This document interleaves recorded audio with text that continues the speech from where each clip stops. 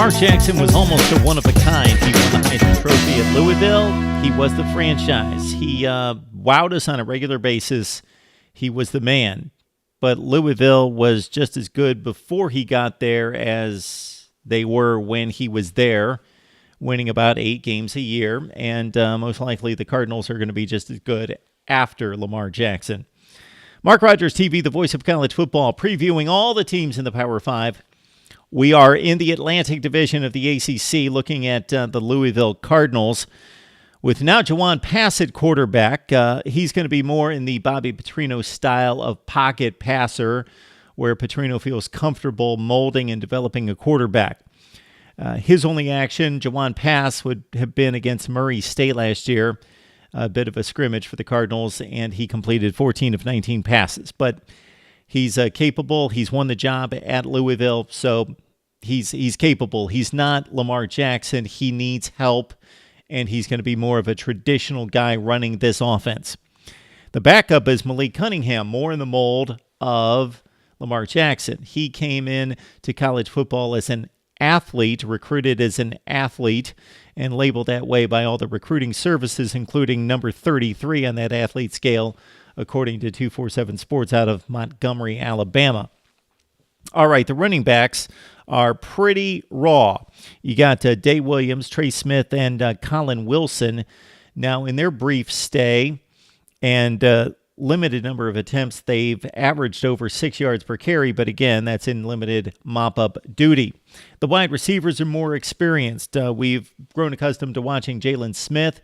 Caught 60 passes last year with 7 touchdowns, including 4 100-yard games for Jalen Smith.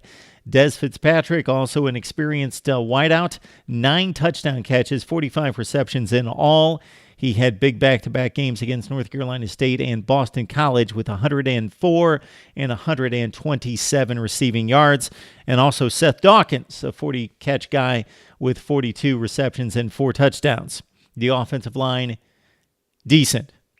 All right, the defense has been decent, actually more than decent in 2016, supplementing Lamar Jackson's Heisman season. They were 19th in the nation in the advanced metrics. And if you've watched the videos here as we preview and predict the Power 5, I'm using and relying more on the advanced metrics, courtesy of Bill Conley of SB Nation. Number 19 for Louisville 2 years ago. What happened last year? Number 84. 84th in the nation in the advanced metrics in 2017.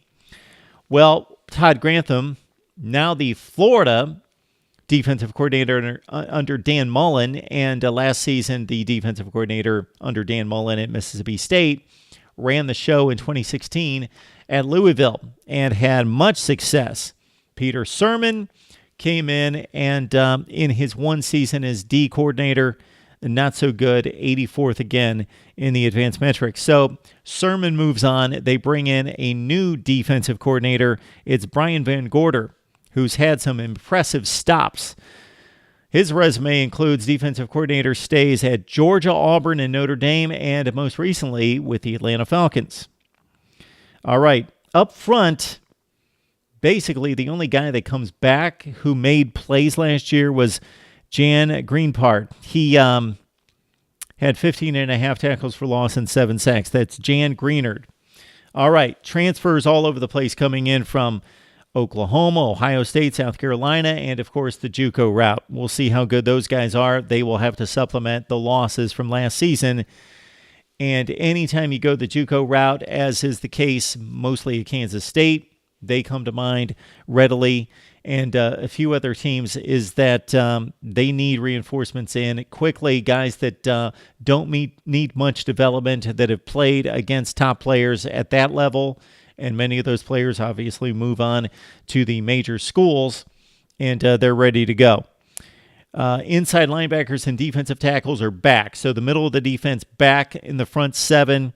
You got Dorian Etheridge with 72 tackles, and Isaac Stewart, also an experienced player.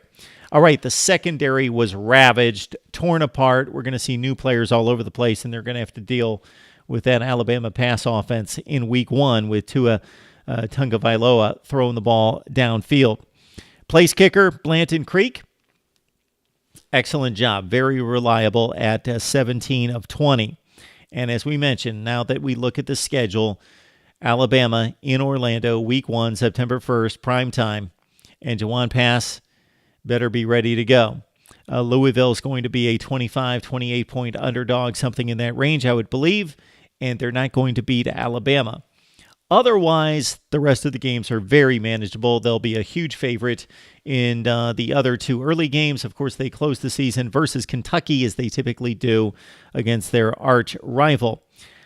So, the Cardinals go 3-1 in those games. They get a pretty good draw, a really good draw, actually, out of the Coastal Division, taking on Georgia Tech and Virginia. Win both of those games, and it sets them up to make a push toward, of course, the key games, Florida State and Clemson. I believe they lose those 2, Clemson, Florida State, beat Louisville.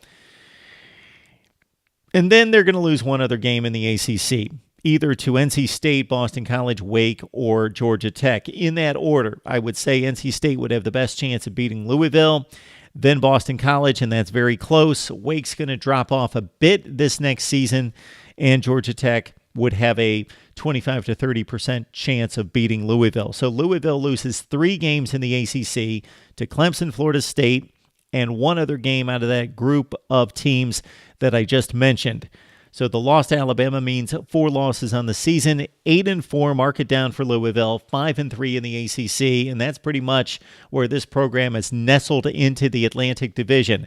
Not quite good enough to challenge Clemson or Florida State a few years ago, and certainly much better than the most of the teams, along with now currently NC State and Wake Forest making a push in the last few years. That's the story from Louisville as we predict all the teams in the Power 5, and we invite you to give your prediction. Leave it right there in the comments section for Louisville football this year. Overall record in the ACC and anything beyond that if you think they're going to go, let's say, to the ACC championship game or the college football playoff. Let us know what you think right here on Mark Rogers TV. And don't forget about our newsletter. Leave your email right at MarkRogersTV at Gmail. So go to MarkRogersTV at Gmail. Leave me your email, and what that will allow us to do is send you our weekly newsletter beginning with week 1 of the college football season on that Monday, Labor Day, September 3rd. Right here on Mark Rogers TV, the voice of college football.